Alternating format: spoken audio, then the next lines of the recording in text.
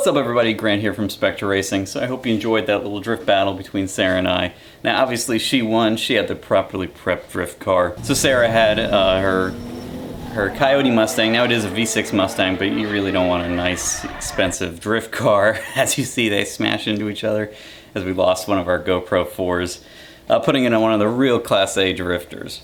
So she's just got a V6 Mustang. It's welded, the diff is welded though. She's got a hydraulic handbrake. You can get that nice high angle turn, skinny little tires.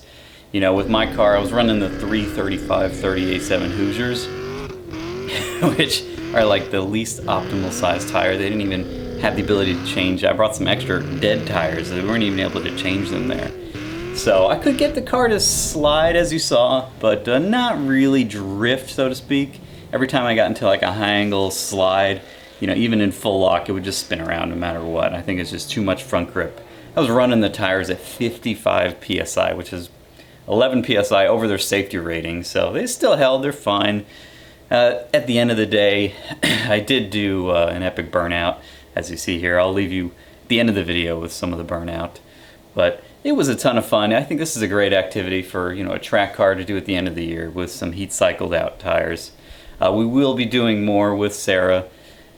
She had to leave at the end of the day, so we weren't able to film any kind of post-segment stuff with her. If you like these kinds of videos, I've got tons of race videos with the Mustang.